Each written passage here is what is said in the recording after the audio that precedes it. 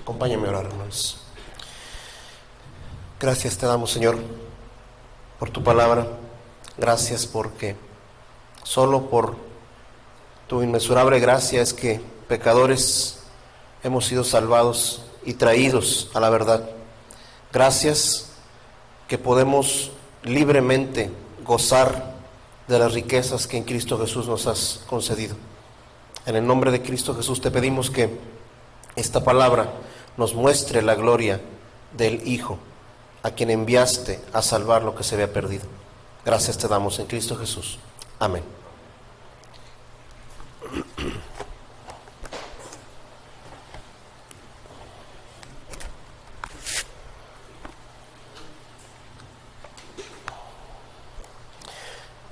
Muy buenas tardes, amados.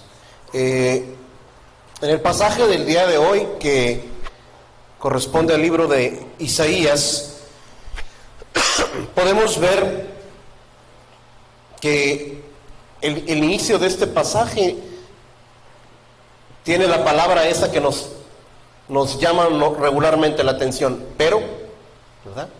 Pero quiere decir que algo hay antes y las circunstancias cambiaron a partir de este pasaje. Ese pero tiene que ver con lo que el pueblo de Dios vivió y que viene descrito en los capítulos 7 y 8 del mismo libro de Isaías. ¿A qué se refiere ese pero? En el capítulo 7 y 8 Isaías nos narra cómo el rey Acaz, rey de Judá, entró en guerra con el rey de Resín de Aram y el rey Pekah de Israel. Estos dos reyes se pusieron en contra del rey Acaz, y dice la palabra, yo quisiera que fuéramos porque es muy revelador, la palabra de Dios ahí en capítulo 7, versículo 2, dice: y se dio aviso a la casa de David diciendo: los arameos han acompañado a Efraín, y se estremeció el corazón del rey y el corazón de su pueblo, como se estremecen los árboles del bosque ante el viento. Es decir, el pueblo de Judá, ante la amenaza de una guerra de dos reyes contra ellos, entraron en un pánico. Se estremeció el corazón del rey Acaz, rey de Judá, y del pueblo. Y si seguimos leyendo, bueno, en Segunda de Reyes, seguimos leyendo la historia, pues efectivamente se unieron en contra del rey Acaz, rey Resín y Pekah de Aram y de Israel. Y recuerden, entre comillas, entre paréntesis, Israel era el hermano de Judá, ¿verdad? Era el reino del norte y Judá era el reino del sur. Sin embargo, su hermano se pone en contra de Judá, y resulta que efectivamente se unen, y pues ante esta situación el rey Acaz tiene que buscar alguna alternativa para enfrentarse a sus enemigos, siendo que él ya tenía una promesa de parte de Dios, que vemos ahí mismo en el capítulo 7 del libro de Isaías, en el versículo 14. Había una promesa de parte de Dios en medio de esta situación tensa. En el versículo 14, capítulo 7 dice: por tanto, el Señor mismo os dará una señal, que una virgen concebirá y dará un hijo, y le pondrá por nombre Emmanuel. Tú y yo sabemos, mi hermano, que está profetizando el nacimiento de nuestro Señor Jesucristo, pero en el contexto de ese momento, Dios estaba recordando al pueblo que la presencia de Él mismo siempre iba a estar. Dios con ustedes. Dios le recuerda al rey Acaz que Dios estaba con ellos. Pero el rey Acaz decide resolver el problema de esta amenaza bajo su propio criterio. ¿Y qué es lo que hace? Que eso lo vemos en el libro de Segundo de Reyes, capítulo 16. ¿Qué es lo que hace el rey Acaz? Busca un aliado. Busca un aliado que es el rey de Asiria. Y efectivamente, busca a ese aliado, y el rey de Asiria apoya al rey Acaz y acaban derrotando a Israel y a su aliado. O sea, la opción que el rey Acaz, a la que acudió dentro de su propio razonamiento, pues le funcionó. Asiria ayuda al rey Acaz y Asiria y Judá acaban venciendo a su hermano Israel junto con su aliado Aram. Todo pareciera que estuvo bien, o sea que el rey Acaz procedió de manera correcta, pero aquí hay cosas que necesitamos entender.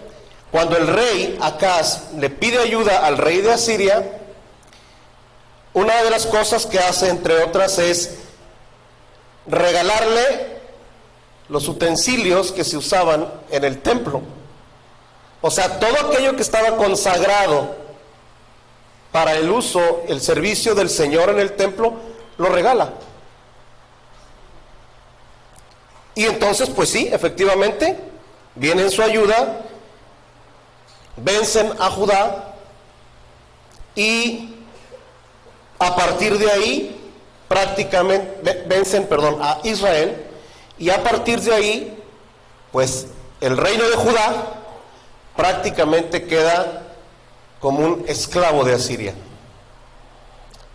Queda como un esclavo de Asiria porque le ayudó a vencer a sus enemigos. Y esa esclavitud, esa dependencia, esa opresión, más bien esa dependencia se convirtió en opresión. A partir de ahí el pueblo de Judá empezó a recibir un trato despectivo de aquellos que le habían ayudado, y acabaron siendo sus esclavos. Ese es el contexto así muy general, contexto histórico de lo que está previo a ese pero del capítulo 9, versículo 1 de Isaías. ¿Se fijan? Entonces, ¿cuál es la situación que vemos en el versículo 1? Ahora sí, en nuestro pasaje dice: pero no habrá más lobreguez, oscuridad, tristeza, como en los tiempos, para la que estaba en angustia. A esa angustia se está refiriendo Isaías. El pueblo estaba el pueblo estaba en angustia. El pueblo estaba siendo oprimido por aquellos a quienes les pidieron ayuda y les entregaron todo lo que le correspondía al Señor. Estaban siendo oprimidos, estaban en angustia. Y entonces, ya con este contexto iniciamos la lectura de nuestro pasaje, y dice entonces que estaban en angustia, como en tiempos pasados Él trató con desprecio a la tierra de Zabulón y a la tierra de Neftalí. ¿Por qué menciona esto el profeta Isaías? Porque la tierra de Zabulón y la tierra de Neftalí fueron de los primeros que se fueron al exilio. Cuando Israel fue exiliado de su lugar, los primeros que recibieron la mano dura de castigo de parte de Dios fueron Zabulón y Neftalí. Y dice, entonces en esos tiempos Zabulón y Neftalí fueron exiliados, ¿sí? Pero después la hará gloriosa por el camino del mar al otro lado del Jordán, Galilea de los gentiles. ¿Qué estamos viendo en este primer versículo de nuestro pasaje? Que en el tiempo en ese tiempo, Zabulón y Neftalí fueron exiliados, recibieron el juicio de parte de Dios y fueron tratados de una manera por parte de Dios. Pero ahora ellos verán la gloria, dice el versículo 2. Pero después la hará gloriosa. ¿Por qué, mis hermanos? ¿Por qué? Porque fue tratada de una manera y ahora será tratada de otra manera esta tierra de Zabulón y Neftalí, que de paso, como dice ahí, era una tierra principalmente habitada por gentiles. Y ya eso nos está hablando un poquito de hacia dónde iría esta labor de parte de Dios de restauración.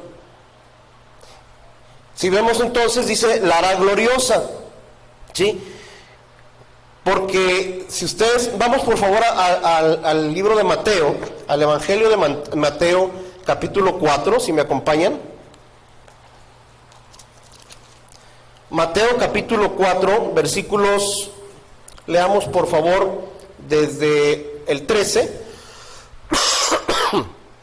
y dice la palabra de Dios: y saliendo de Nazaret, fue y se estableció en Capernaum, que está junto al mar en la región de Zabulón y Neftalí, para que se cumpliera lo dicho por medio del profeta Isaías, cuando dijo: tierra de Zabulón y tierra de Neftalí, camino del mar, al otro lado del Jordán, Galilea de los gentiles, el pueblo asentado en tinieblas vio una gran luz. A los que vivían en región y sombra de muerte, una luz les resplandeció. O sea, Zabulón y Neftalí fueron los primeros exiliados, y ahora Zabulón y Neftalí serían los, está diciendo el profeta, serán los primeros que verán la gloria. ¿A qué gloria se refiere? ¿De qué está hablando Mateo? Del inicio del ministerio de nuestro Señor Jesucristo. Fíjense qué tremendo que justo en donde Dios juzgó, ahora Dios juzga por medio de su Hijo, pero es otro juicio, ¿verdad? Ahora está derramando gracia. Ahora, donde hubo tinieblas, ahora hay luz. Y como lo va diciendo el pasaje posteriormente, pero ahora hay esto, pero ahora hay esto. Y no perdamos de vista, estamos en una profecía. El pueblo de Dios estaba recibiendo la palabra de Dios para su tiempo, pero también para la posteridad. El pueblo de Dios que estaba escuchando esto, mis amados, estaban en una situación terrible. Estaban en una situación terrible, y en medio de esa situación de tinieblas están recibiendo esta palabra de aliento de parte de Dios. Antes de iniciar entonces ya propiamente con el estudio a partir del versículo 2, vamos a dividir este tiempo de estudio en dos puntos, este segmento, y hemos titulado el primer punto: las obras del Hijo. Las obras del Hijo, con H mayúscula, por supuesto, del versículo 1 al versículo 5. Y el punto número 2, la gloria del Hijo, del versículo 6 al versículo 7. Las obras del Hijo y la gloria del Hijo. Y el tema que subyace en este pasaje es la esperanza en el Hijo. La esperanza que Dios le está dando a su pueblo en su Hijo. Entonces, regresando ahora a nuestro pasaje, a partir del versículo 2, vamos a atender algunos términos que nos dicen cuáles son esas obras que el Hijo traería a su pueblo. Vemos, por ejemplo, el pueblo, versículo 2, el pueblo que andaba en tinieblas, ahora ha visto ¿qué? Gran luz. Primera obra del Hijo para su pueblo, gran luz. Había tinieblas y su Hijo traerá gran luz. No sé si ustedes han estado en alguna situación en la que está muy muy oscuro, y con cualquier lucecita se alumbra mucho la oscuridad. Con un pequeño fósforo uno puede iluminar una habitación completa cuando la oscuridad es muy densa. Pues ahora imagínense, aquí el texto dice una gran luz, no una pequeña luz, ¿sí? A los que habitaban en la sombra de muerte, la luz les ha resplandecido, ¿sí?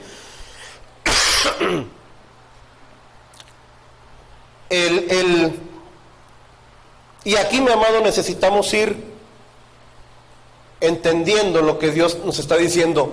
Lo que Dios le estaba diciendo al pueblo en ese momento. El pueblo necesitaba aliento, el pueblo necesitaba ser levantado por parte de Dios porque estaba en una situación terrible. Pero también tenemos que entender lo que Dios te está diciendo a ti y me está diciendo a mí.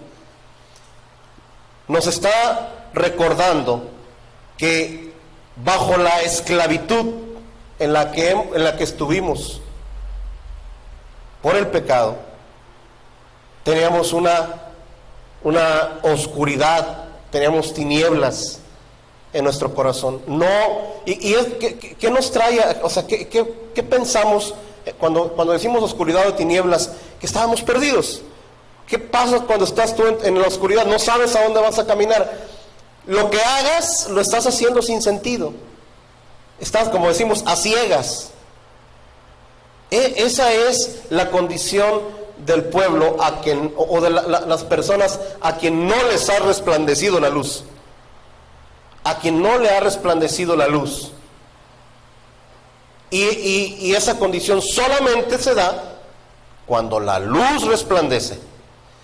La condición de tener una conciencia de la realidad. Saber lo que realmente está pasando. Tú puedes estar caminando por un lugar muy peligroso, pero sin luz no te vas a dar cuenta que estás caminando por un lugar muy peligroso. Pero si hay luz, te vas a dar cuenta por dónde estabas. Y dice la palabra de Dios aquí que a este pueblo le fue concedida, o le sería más bien concedida, esa luz. En el versículo 3 dice: multiplicaste la nación, aumentaste la alegría. Perdón, se alegran en tu presencia como la alegría de la cosecha, como se regocijan los hombres cuando se reparten el botín. ¿Notas lo que el versículo 3 nos dice? Alegría, cosecha, botín. O sea, cuando la Biblia también nos enseña cuando un pueblo derrotaba a otro, pues gozaba del botín, ¿verdad? Todo lo que al pueblo que había conquistado, todo lo que le correspondía al pueblo, el pueblo conquistador hacía uso de todos, o se quedaba con todos esos tesoros, ¿verdad? Él era el dueño ahora de todo el tesoro del pueblo conquistado, y eso provocaba alegría. Eso provocaba, como en tiempos, como dice ahí, como en tiempos de gran cosecha, de mucha abundancia. ¿Te imaginas, mi amado, que el pueblo estaba recibiendo esto en tiempos de una condición totalmente adversa? De una condición totalmente adversa. Y decirle: multiplicaste la nación. O sea, la nación se hará mucho más grande y además habrá alegría, cosecha y botín. Bendición de parte de Dios. Otra vez, en el contexto del pueblo de Dios, esto era para que el pueblo tomara aliento. El contexto del pueblo de Dios era para que el pueblo no se olvidara de su Dios. Que no perdiera de vista que aún en la situación más difícil, Dios podía hablar en favor de su pueblo. Y no, como decimos, con pequeñeces, sino los términos que están ahí es para que nosotros en el corazón entendamos que es mucho lo que Dios haría por su pueblo. Y en el contexto personal, mi amado, es para que tú y yo recordemos lo que hemos recibido de parte de Dios. hemos conocido el gozo realmente cuando Dios vino a nuestras tinieblas. Hemos conocido realmente que vivimos en una abundancia cuando Dios ha venido a romper nuestras tinieblas.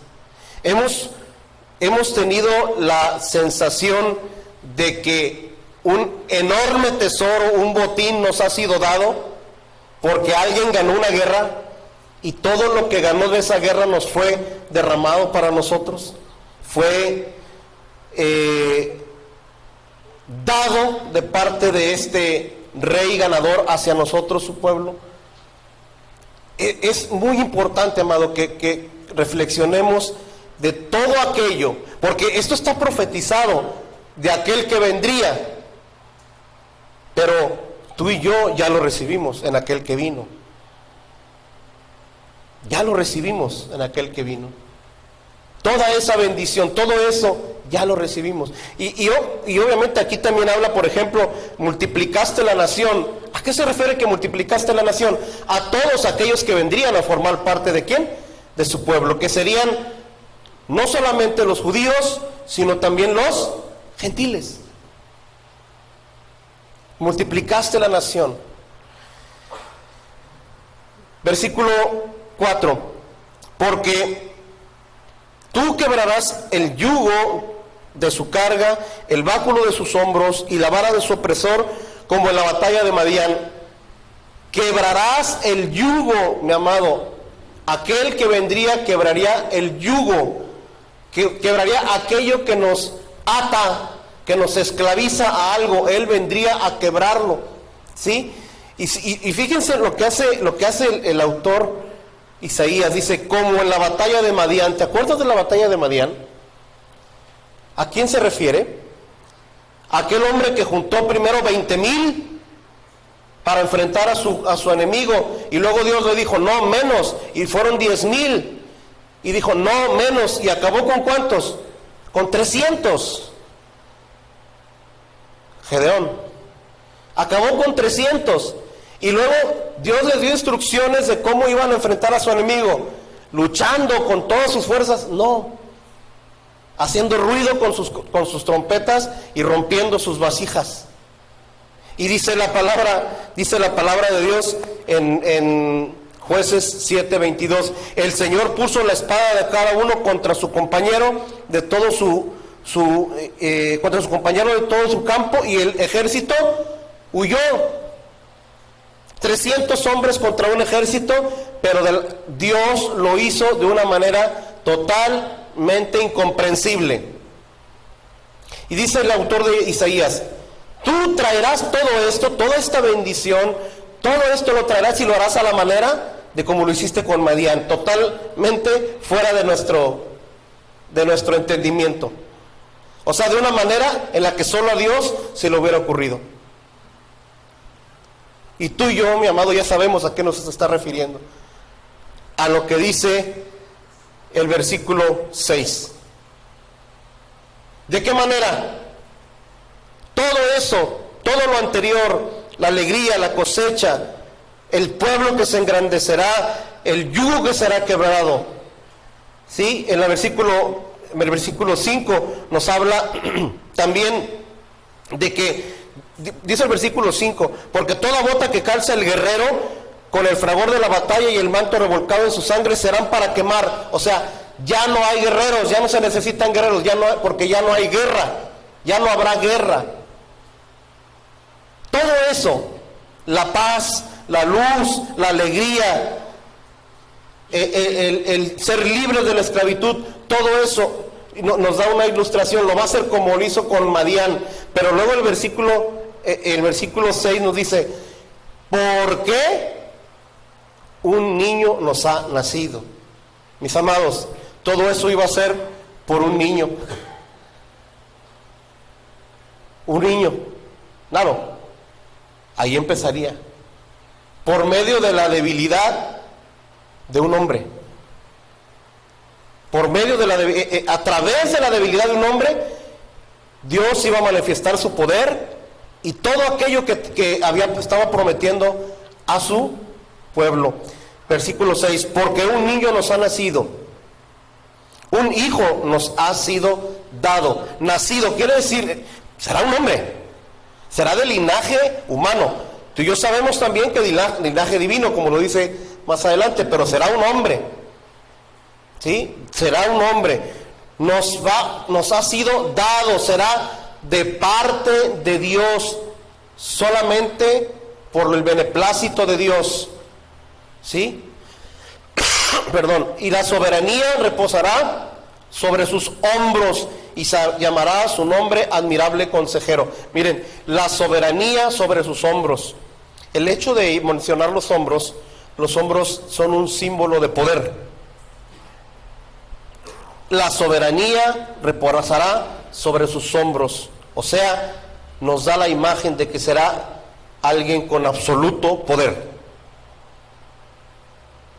¿Sí se han fijado cómo los atuendos de los militares, los generales, cómo traen unas cositas aquí en los hombros, ¿verdad? Que exaltan la parte del hombro. Es precisamente porque el hombro representa la autoridad. ¿Sí? Se llamará, ahora fíjense cómo se llamará. Aquí hay esto es sorprendente. Se llamará su nombre admirable consejero. Admirable consejero. O sea, este niño que se haría hombre será un admirable consejero. El término admirable ahí tiene otras traducciones y no se refiere directamente o textualmente a algo que se admira en el sentido de ver. Más bien el texto va dirigido a que será consejero de cosas sobrenaturales. Será un consejero de cosas sobrenaturales. Será aquel que su consejo, su palabra hablará más allá de lo natural, porque será un consejo que vendrá del cielo. A eso se refiere el término admirable consejero. Dios poderoso. Ahora nos dice Isaías que no solamente será de linaje humano, sino que será ¿qué? Dios y poderoso. Dios poderoso, Padre eterno. Miren, hasta ahí sí vale la pena reflexionar. ¿En qué estaban padeciendo este pueblo? Estaban padeciendo las malas decisiones de un rey, ¿verdad? Entonces, el hecho que digan, vendrá alguien que hará las cosas de la manera en que se lo dicte el cielo, es como para entender, las decisiones que tome él serán mucho mejores que las de Acaz. ¿Sí? Será un consejo directamente del cielo. Dios poderoso. Esto debería tener para el pueblo el significado de que la situación que ellos estaban viviendo, solamente Dios la podía solucionar. Solamente Dios. Recalcando que no es a la manera de que lo había hecho Acaz, ¿verdad? Es solamente a la forma en la que Dios lo puede hacer. Padre eterno. Padre eterno. No solamente sería un Dios poderoso. No solamente sería alguien que traería consejo del cielo. Sería su Padre. Sería su Padre, con lo que implica el término Padre. Obviamente, una mano rígida, pero amorosa. Una mano de corrección en amor. Una mano a la que habría que respetar. El hecho aquí es que Isaías nos dice, no solamente vendrá a salvarlos, sino vendrá a ser su Padre, su Dios y su Padre. Porque ustedes no solamente necesitan ser liberados, necesitan guía. No necesitan solamente salir de la esclavitud, sino necesitan quien los lleve a caminar el resto de su vida en libertad. Necesitan un Padre. Príncipe de paz. Príncipe de paz. ¿Por qué? Porque por medio de Él, tú y yo sabemos que el ser humano entraría ¿en qué? En paz con Dios. No más guerra. Él sería el príncipe, el autor de esa paz. Mi amado, estamos conscientes de que en esta profecía, que tú y yo sabemos por supuesto, que claramente estamos apuntando a nuestro Señor Jesucristo, estamos conscientes de que hemos de haber vivido o de estar viviendo todas estas bendiciones y estar viendo toda esa gloria de Cristo en nuestra vida. O sea, realmente tenemos en nuestro corazón estamos conscientes de que nuestra vida ha sido alumbrada, de que hemos recibido luz, de que nuestra vida, la alegría proviene de la paz que tenemos con Dios, la paz de Dios proveniente de la paz que tenemos con Dios, de que ya no debe gobernar el yugo del pecado sobre nuestra vida, como lo dice el versículo 4, ¿sí? Estamos conscientes de todo eso y podemos por ello ver la gloria de Cristo como nuestro Dios, como nuestro Padre, como nuestro consejero. Eso es lo que tenemos que reflexionar, porque si bien es cierto que este pasaje está apuntando hacia Cristo, a la obra de Cristo que vendría, y que en el contexto histórico aquí tiene una aplicación, yo quiero ser mucho más enfático en la aplicación personal. Si estamos realmente viviendo lo que dice este pasaje, porque este pasaje es glorioso, mi amado, es glorioso, porque nos muestra todo aquello que tenemos por causa de la gloria de Cristo. Y para aquellos que no le conocen, es una ventana para poder ver la vida verdadera, la gloria de vivir en el reino del Mesías. Todo aquello que hizo por nosotros está disponible. Todo aquello que hizo por los suyos está disponible para todo aquel que crea y se arrepienta. Está disponible. Versículo 7: el aumento de su soberanía y su paz no tendrán fin sobre el trono de David, porque Dios mismo prometió a David. ¿Qué prometió a David?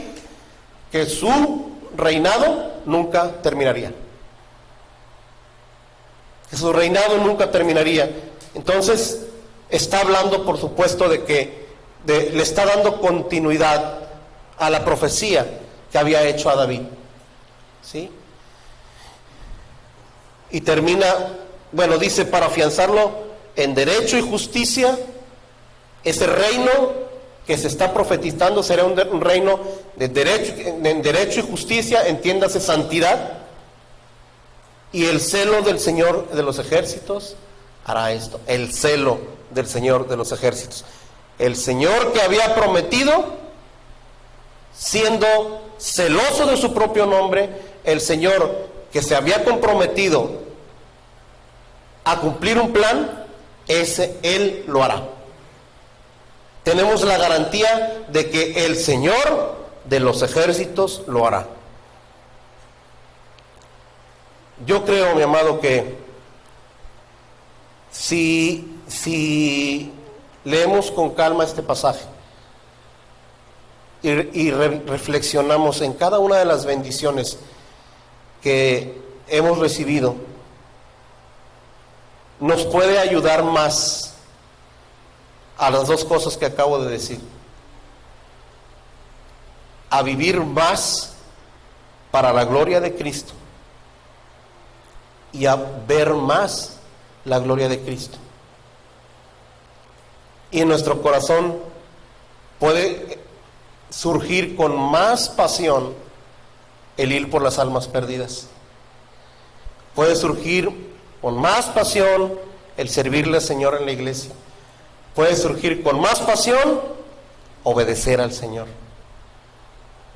Porque ni una, ni otra cosa pueden ser, no pueden ser genuinas si no nacen de la contemplación de la gloria de Cristo, que en este pasaje podemos ver.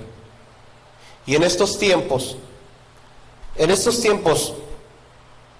creo que este pasaje es más para los que ya estamos en Cristo,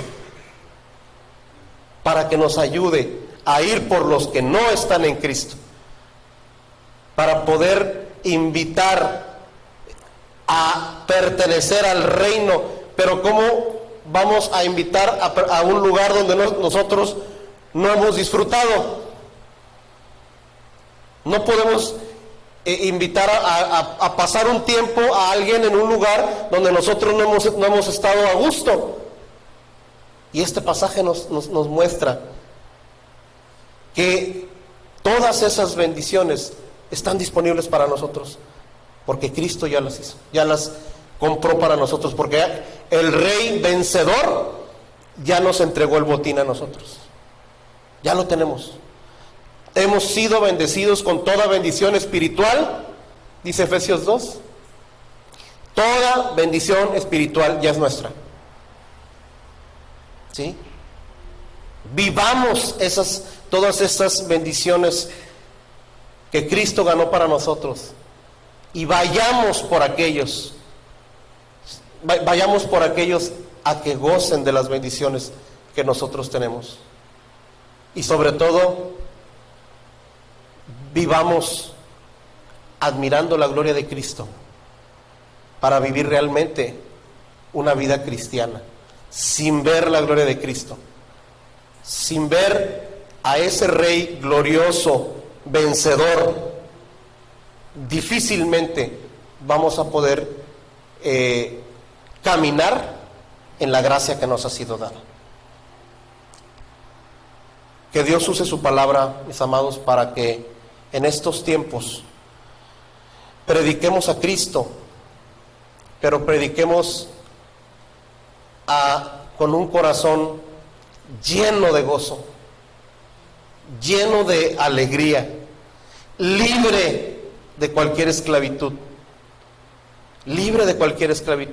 y consciente de la eternidad y del Rey y Padre que tenemos y que nos ha sido dado por medio de la obra de Cristo. Vamos a orar. Bendito Padre Celestial, te damos tantas gracias, Señor, por este tiempo que nos has concedido tener. Gracias por tu palabra, Señor. Gracias porque en pasajes como este, Señor, nos muestras el tremendo peso de gloria que hay sobre nosotros. El haber sido liberados de la esclavitud, el haber traído luz a nuestras vidas, el haber quitado la guerra que teníamos contra ti, Señor. Todo ello solo por la obra y méritos de Cristo a favor nuestro. ¡Qué tremenda gracia! Ayúdanos también, Señor, a verte como nuestro Padre, como nuestro Dios, como nuestro consejero, y que todo eso todas esas bendiciones que nos has dado, las podamos vivir y transmitir, que nos lleven, Señor, a ir por aquellos que están todavía en la oscuridad.